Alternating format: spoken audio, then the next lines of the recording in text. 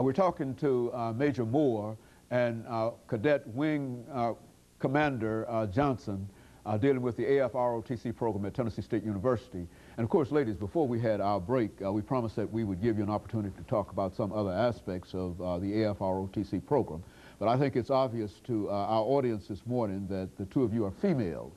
And so let's have you to talk about females in the AFROTC program, not only here at Tennessee State University, but exactly how are they received, females received within the Corps and within service itself. Let's do it from that perspective over the last 7 or 8 minutes that we have here.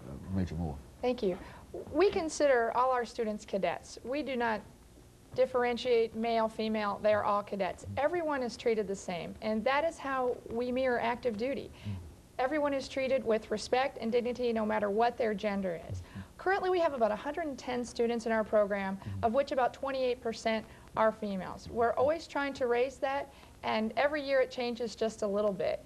Of the 364,000 people in the Air Force, enlisted and officer, they're currently about 19% female, and of the pilots in the Air Force, which comprise about 18% of the Air Force, about 4% are females. And Cadet Johnson and I were discussing today, of all the jobs in the Air Force, 99% of them are open to women. So at no time have I ever felt any discrimination as a female.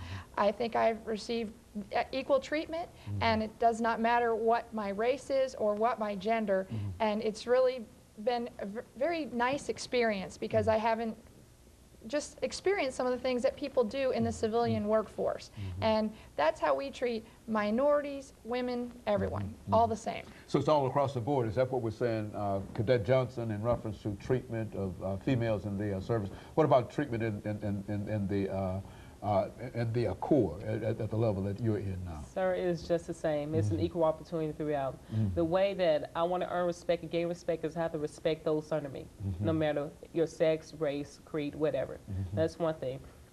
It's just the way that I actually gained my position. I had to actually compete against guys and females, males and females, but we were all actually judged as equally as possible. That's one thing. It's not just because you're a female, you're a male, or because you're black and white, but we're all cadets. And I wasn't given as slack as, you know, everybody else. We were all treated the same. So I wasn't treated unfairly or lowly or anything like that. We were all up there with high standards. And if you want to get into that position, you have to compete. And that's one thing. I don't mind competing at all. Okay. And of course, Major, what she's saying here is that as far as leadership is concerned, that you as her supervisor sort of will make evaluations in terms of her leadership, whether without regard of race, creed, or color, or anything. Is that what we're saying here? Yes, and what's neat about our cadre staff is we have 2 males and 2 females, 2 Caucasian, 2 African Americans. So we try to represent the Cadet Corps. We evaluate the students exactly as we are evaluated on active duty. We actually do a company grade officer performance report on our junior and senior cadets. And those are the same type of reports that lieutenants and captains receive on active duty. So we want them to know what they're getting ready to go through once they get on active duty, regardless of their career field. And there are some career fields that are definitely outnumbered by men, and possibly civil engineering, which Ms. Johnson may go into, may be one of those, but her commander will treat her no different. She will be a civil engineer on active duty 30 days after she graduates from Tennessee State University. And so everything is really worked toward trying to bring about leadership characteristics regardless of race, creed, or color, or anything. Is that it?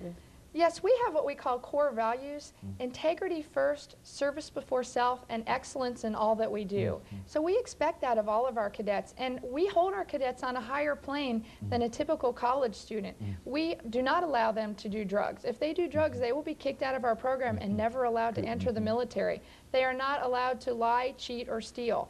Actually, every time they take an examination with us, they have to sign a statement saying that exact thing, that they have not cheated on our tests.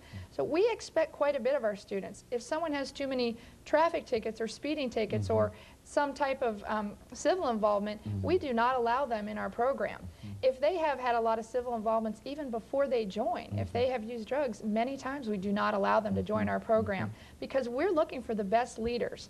We are looking for technical people to run our Air Force, our air and space program today. And that's another neat thing. Women have been allowed in the space program for quite a while.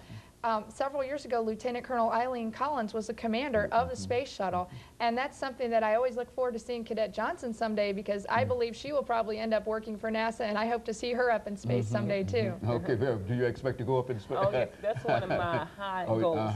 That's really one of my high goals to actually work for, obtain. And the only person that can stop myself is just only me. And that's one thing. I always have that goal of actually towards NASA, going towards NASA. So I can't wait to obtain it. You know, Major, I think that recently you mentioned the fact that one of the members of your staff was preparing to go to a pilot school. Let's talk about that. I would imagine that there are so many young people who might be watching this show this morning and who might be encouraged by the fact that they might be able to fly one of those large airplanes. I mean, what would they have to do in order to become involved in flying one of those airplanes? Well, they would have to meet all our standards that I discussed earlier, and they would actually have to be on contract with us. They have to decide they're going to be an officer in the Air Force first, and then later on we compete them to be a pilot. They take a test that I mentioned earlier called the Air Force Officer Qualifying Test. Their pilot and navigator scores of that test are very important.